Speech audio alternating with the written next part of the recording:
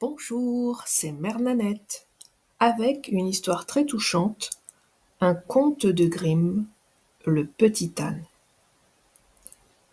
Il était une fois un roi et une reine qui avaient tout ce qu'ils souhaitaient, mais ils n'avaient pas d'enfants. La reine était désespérée, et tous les jours et toutes les nuits, elle se lamentait. Je suis comme une terre en friche où rien ne germe. Enfin, le ciel exauça ses prières. Mais lorsque l'enfant fut né, il ne ressemblait en rien à un homme. C'était un petit âne. Lorsque sa mère le vit, elle se mit à se lamenter de plus belle. Plutôt qu'un âne comme fils, dit-elle, je préfère ne pas avoir d'enfant du tout.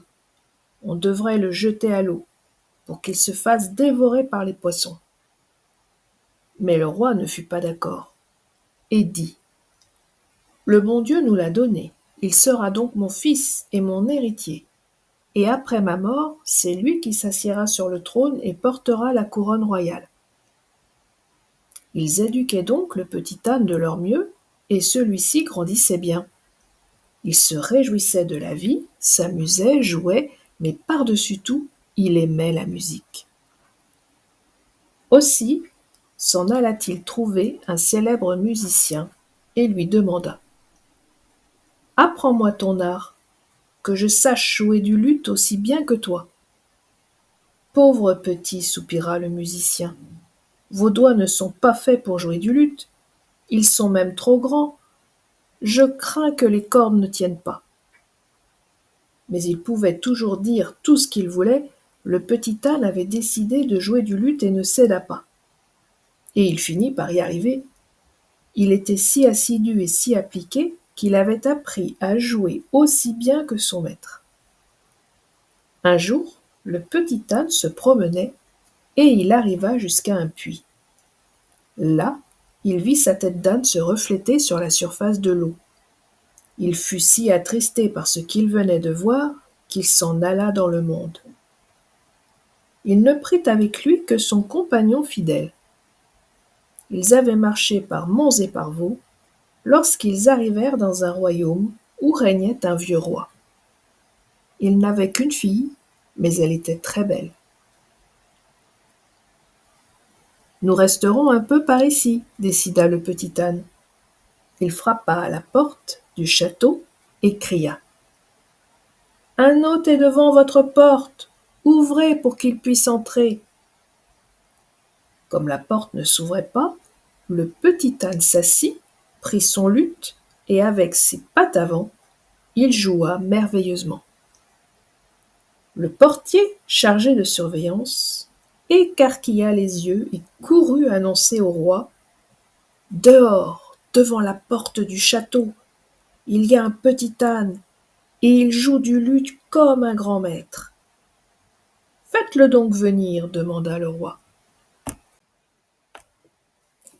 Dès que le petit âne entra avec son luth dans la grande salle, tout le monde se moqua de lui.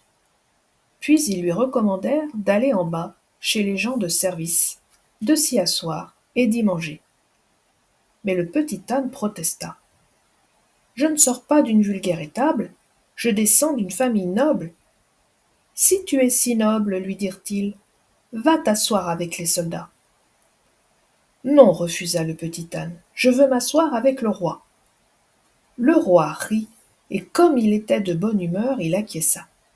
« Entendu, petit âne, comme tu veux, viens ici, près de moi. » Ensuite il lui demanda « Et comment trouves-tu ma fille, petit âne ?» Le petit âne tourna la tête vers la princesse, la regarda de la tête aux pieds et dit « Elle me plaît beaucoup, je n'ai jamais vu de fille plus belle. »« Va donc t'asseoir près d'elle, dit le roi. »« Volontiers, se réjouit le petit âne. » Et il alla s'asseoir près de la princesse. Puis il mangea et but avec de très belles manières, très proprement. Le noble petit âne resta un temps à la cour du roi. « Il n'y a rien à faire, se dit-il un jour, il faut que tu rentres à la maison. » Triste et la tête baissée, Il se présenta devant le roi et lui demanda l'autorisation de partir. Or, le roi s'était habitué à lui et l'appréciait énormément. Il se mit donc à le questionner. Qu'est-ce que tu as, petite Anne? Tu as l'air si triste. Reste chez moi, je te donnerai tout ce que tu veux. Veux-tu de l'or? Non, fit le petit âne en secouant la tête. Veux-tu des bijoux, des objets rares? Non, merci. Veux-tu la moitié de mon royaume? Non, non. Si je savais ce qui pourrait te faire plaisir, soupira le roi. Veux-tu la main de ma gracieuse fille? Oh oui, acquiesça le petit âne. Elle, je la voudrais vraiment. Et tout à coup, il fut plus gai. Sa bonne humeur revint, car c'était précisément ce qu'il souhaitait le plus. Et on donna alors un magnifique banquet de noces. Le soir, avant que les mariés n'aient été accompagnés à leur chambre à coucher, le roi, voulant s'assurer que le petit âne continuerait à se conduire avec toujours autant de belles manières, ordonna à son valet de se cacher dans leur chambre. Les nouveaux mariés entrèrent dans leur chambre à coucher. Le marié ferma le verrou, puis, croyant qu'ils étaient seuls, il ôta subitement sa peau d'âne. Il apparut devant la mariée comme un beau et jeune prince. Tu sais maintenant qui je suis, dit-il, et tu vois aussi que je ne suis pas indigne de toi. L'heureuse mariée l'embrassa et en tomba éperdument amoureuse. Or, dès l'aube, le jeune homme revêtit sa peau d'âne.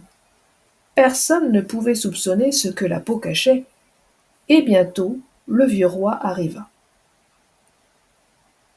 Tiens donc, le petit âne est déjà debout, s'écria-t-il. Tu es sans doute triste, se tourna-t-il vers sa fille, de n'avoir pu épouser un vrai jeune homme. Pas du tout, père. Je l'aime tant que pour moi il est le plus beau du monde. De toute ma vie je ne veux que lui. Le roi fut surpris, mais son valet accourut et lui raconta tout. Ce n'est tout de même pas possible, s'étonna le roi. Restez donc cette nuit dans leur chambre. Vous verrez tout de vos propres yeux, lui conseilla le valet.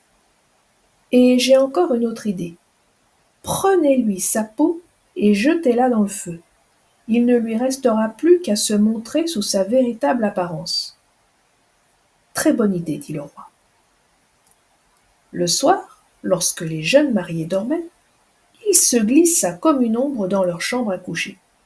Il s'approcha du lit, et au clair de lune, il aperçut un beau jeune homme dormant paisiblement.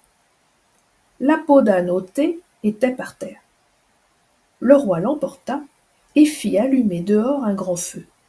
Puis il y fit jeter la peau. Et il veilla personnellement à ce qu'elle fût réduite en cendres. Et comme il voulait savoir comment le petit âne volé allait réagir, il resta éveillé toute la nuit. À l'aube, dès qu'il se réveilla, le jeune homme se leva et voulut se glisser à nouveau dans sa peau d'âne. Mais il la chercha en vain. Il en fut horrifié, et il s'écria avec une voix pleine d'épouvante. Il ne me reste plus qu'à fuir. Il sortit de la chambre, mais le roi l'y attendait. Où vas-tu, cher fils? L'interpella-t-il. Que veux-tu faire? Reste ici. Tu es un beau jeune homme, et je ne te laisserai pas partir. Je te donnerai tout de suite la moitié de mon royaume, et après ma mort, tu seras le maître du pays tout entier. Pourvu que ce bon début présage une bonne fin, dit le jeune homme. Le vieux roi lui donna la moitié du royaume, et quand il mourut, l'année suivante, le jeune roi devint le maître du pays tout entier. Et après la mort de son propre père, il hérita également du royaume natal. Il vécut ainsi majestueusement. Voici maintenant mon analyse. Ce récit, qui fait partie des contes de Grimm, est très vieux.